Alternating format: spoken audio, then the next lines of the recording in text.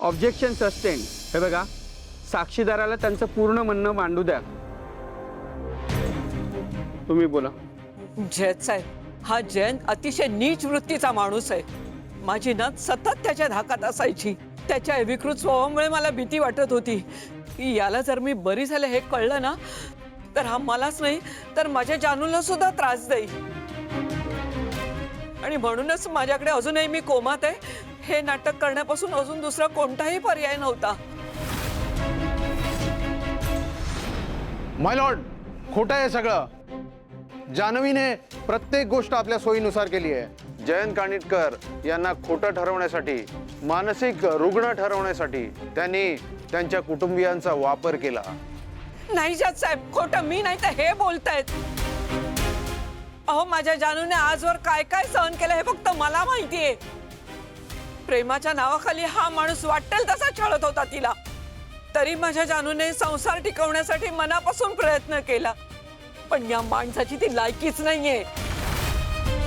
जज साहेब, माझी तुम्हाला विनंती आहे, या नारात आम्हाला अजिबात सोडू नका।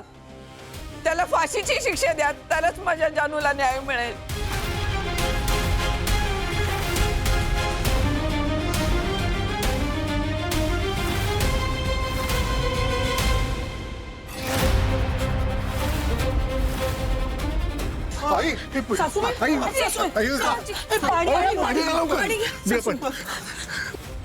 या सगळ्यामुळे माझ्या आजीला खूप त्रास होते। प्लीज ती घरी जाऊ शकते का? दोन्ही पक्षाच्या वकिलांना साक्षीदाराला काही प्रश्न विचारायचे आहेत का? नो युअर ऑनर, साक्षीदाराला वैद्यकीय कारणास्तव घरी जाण्यासाठी परवानगी देण्यात येत आहे। मीना, तू घेऊन जाय ना। या, चल सावकाश जा गं मीना। आई हळू हळू।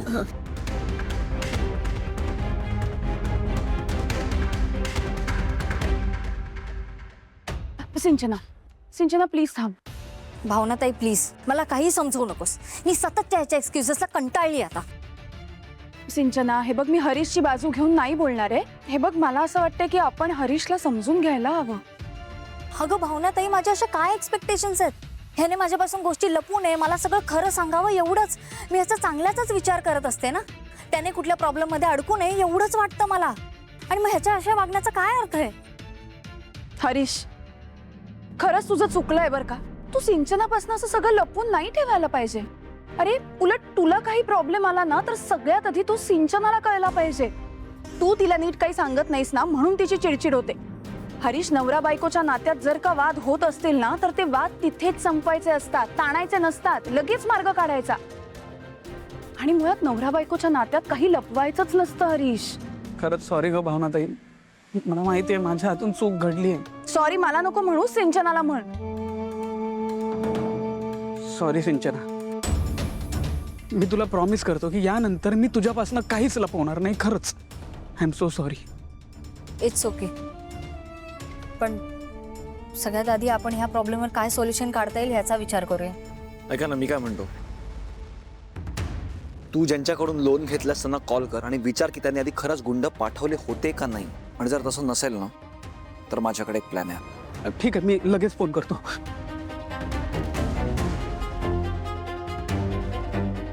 हॅलो, का वागलात तुम्ही माझ्यासोबत असं? मी तुम्हाला सांगितलं होतं ना, मी तुमचा एकही रुपया बुडवणार नाही म्हणून। पण तरी सुद्धा तुम्ही माझ्या घरी गुंड पाठवलेत। अहो, त्या गुंडांनी आम्हा सगळ्यांना घरात कोंडून ठेवलं होतं। आणि तुम्हाला जर माझ्यावर विश्वासच नव्हता तर का दिल काय म्हणजे तुम्ही माझ्या घरी गुंड पाठवले नव्हते? ठीक आहे, मी तुम्हाला लगेच फोन करतो। सिद्धू, अरे त्यांनी आपल्या घरी गुंड नव्हते पाठवले। मला वाटलंच होतं। अरे, मी आता काय सांगतो ते नीट ऐका सगळ्यांनी।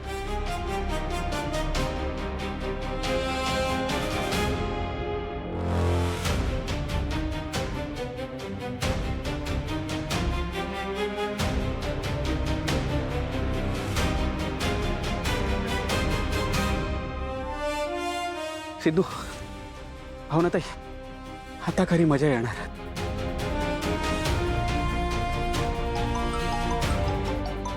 आईंचा फोन। हा आई बोला. हो लागला, आईला फोन लागला.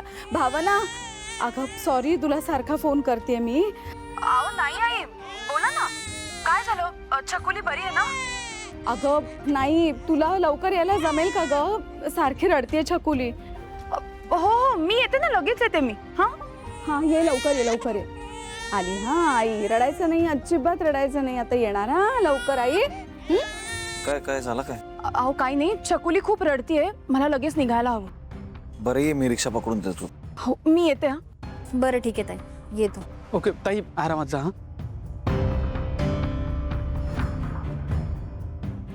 आपण घरी जाऊ लवकर. काय झालं? हरीश भाऊजी, सिंचन आज टेन्शनमुळे आजींना चक्कर आली तू त्यांना घरी घेऊन जाशील का? हो सिंचन ऐक, तू आजीला घरी घेऊन जा आणि इथली अजिबात काळजी करू नको, कारण हे बघ आता काहीही गोंधळ होणार नाही. सो प्लीज तू जा आजीला घेऊन. आजी जा. बरं ठीक आहे. सो विश्वा देशमुख, जान्हवी यांनी तुम्हाला पोलिसांकडे जायला सांगितलं, मग त्याच वेळी तुम्ही जान्हवी यांना तुमच्यासोबत का नाही घेऊन गेलात?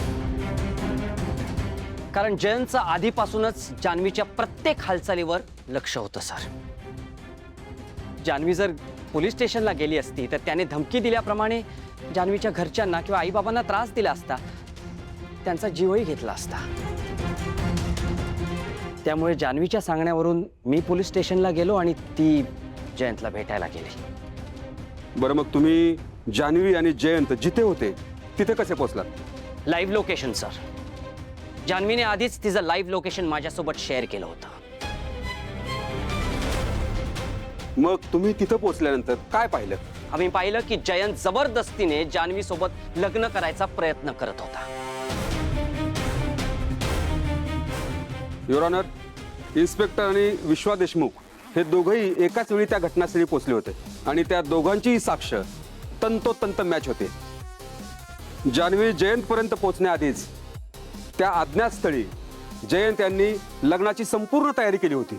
याचा अर्थ हाच होतो की जान्हवी यांच्याबरोबर जबरदस्तीने लग्न करायचा. या प्लॅनने जयंत कानिटकर यांनी त्यांना बोलावून घेतलं होतं.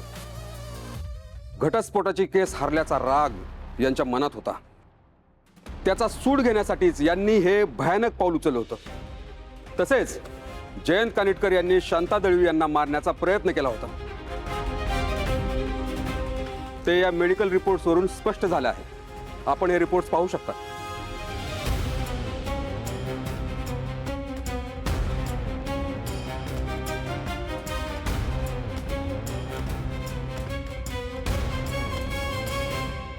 आणि मगाशी माझ्या वकील मित्रांनी त्यांच्या सोयीने जयंत कानिटकर यांनी जान्हवी यांना पाठवलेला व्हॉइस मेसेजचा अर्थ लावला होता. तो एक भावनेच्या भरात केलेला मेसेज आहे असं त्यांचं म्हणणं होतं आणि तो मेसेज देखील कोर्टामध्ये प्ले करण्याची मी परवानगी मागतो. थँक्यू.